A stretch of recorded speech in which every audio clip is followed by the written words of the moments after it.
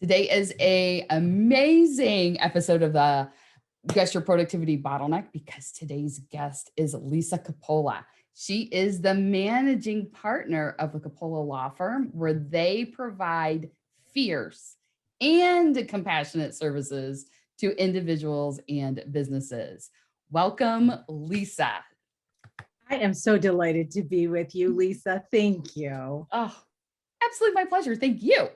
So would you please share a little bit about your business? Absolutely. So the Coppola firm is a full service law firm. We represent individuals in all sorts of things, sometimes injured folks, sometimes folks who have businesses who want to form them or expand them, which is always exciting. And oftentimes we also represent other sorts of organizations and corporations on various and sundry things. So we get around. And I can say you helped me draft my agreements and contracts. So thank you. Of course. I am one of those people that you got around to. So thanks for that. We love working with businesses, especially entrepreneurs. Yes. And you do an amazing job.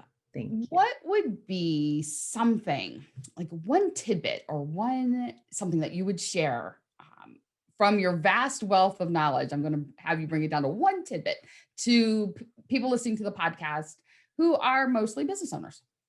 Sure. And this is not a legal tip at all. It is a practical tip. And it was one that was shared with me by my life coach and NABO sister, Nancy Rizzo. And it is this: every hour, take 3 belly breaths.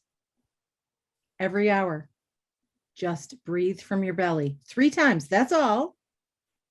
And it changes how you feel about the busyness, sometimes the frenetic pace of our businesses, and really helps to regulate the autonomic sort of nervous system.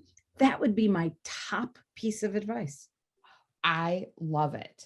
And I have 2 thoughts on it. Well, I have 100 thoughts on it, but we're just going to limit it to 2.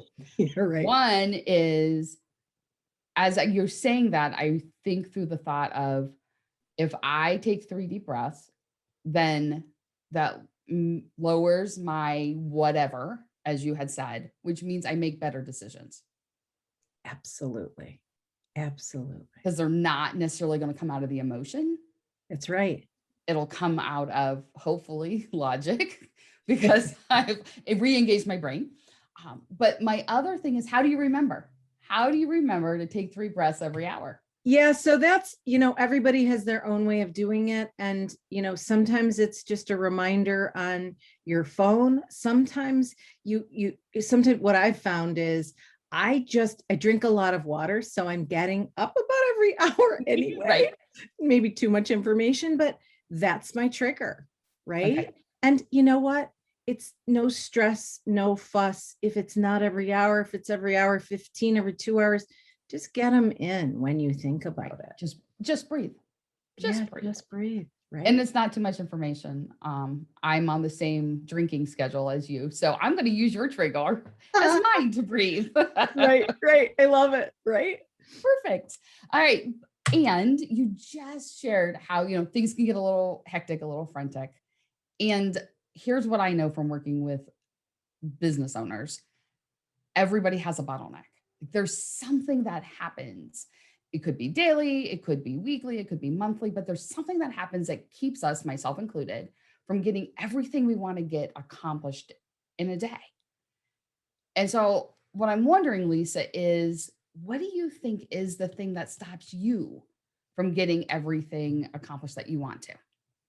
So what I think it is I suffer from the shiny object syndrome. And I find myself, ping, ping, moving from one thing to the other without fully finishing or, fully devoting the intense single focus time to my tasks. Now, my clients, be reassured, I'm doing your work well. Here's our disclaimer. Right. Exactly. I worried about you being too transparent here, but I think that's really it. I found myself being sort of distracted. You see me looking around at the phone, the real phone, and then the cell phone, and then the piles that come in the inbox. And it's remarkable how I don't feel as though I have a single consistent focus. And that's what I think keeps me in the office right after everybody's gone home. And then there's silence and I work until 7:30 or 8 o'clock at night to get what I need to get done in the day. Right. Right. And has it always been this way? You know, I I think it's always been this way since I became a business owner, Okay. because I have a lot of people who justifiably need me. So it's not only clients, but it's, our team, and it's our vendors, and might be the landlord. So as I was a young lawyer, I didn't find that to be the case. But as I've matured, certainly it's been the case the last 10 years or so. Okay.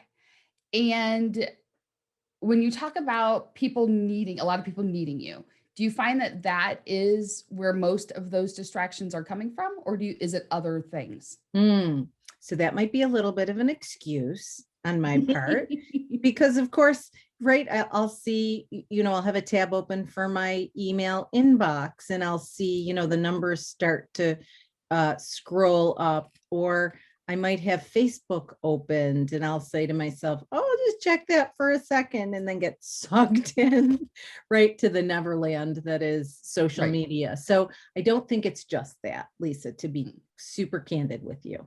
Okay. So some of it is what would you say if you had to ballpark the percentage are people needing you versus thoughts in your own head? Yeah, Or great way to put it. Great way to put it. I would say people needing me would be in the 70% range. But then there's this big chunk. Right. Yeah, that 30% is still a large amount. It is. And how do you decide if the people really need you or if it's just that they're used to going to you? It's the latter. So I do not have a triage system. I think to myself sometimes of an emergency department, right? Who's bleeding out versus, who has a thumbtack in their finger. I don't do that analysis. It's just the, so-called squeaky wheel, or the person in front of me, or the person on the phone call, or the repeated pings to the texts. Yeah. They get the attention. I think that's where your bottleneck is. Okay. So I'm going to, for a second, put away that 30% of Facebook and like all of that, the thoughts in your head and open tabs and all of that. If we set that aside for a second and we looked at that biggest piece of your distraction, I think the bottleneck is being able to identify what's your lane.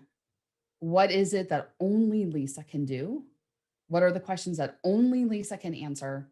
And then what is the system or process or procedure, so those other questions go somewhere else, whatever that may look like. I mean, it could look like a frequently asked questions document. It could look like someone already on your team. It could be Google 3 before me, like whatever, that's always my favorite. I love that. Yeah. That's fine. Google 3 before me. But like it could be a variety of things, but I feel like that's your bottleneck. Sounds right to me. Good. And then that other stuff, that's once you got rid of 50% of the 70%, then that's turn your attention there. Sure. All right. So there we go. Awesome. Yay. So thank you for playing today. And thank you for being open and sharing.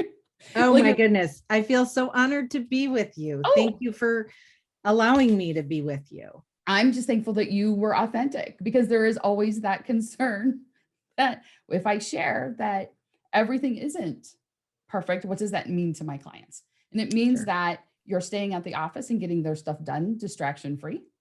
Right. So it means that you're still amazing and awesome. Ah. I That's right. That's right. We work hard and it's important to be that way. Yeah. So thank you. Thank you for allowing me to sort of peel back the onion a little bit and show the real me. And my pleasure. So thank you.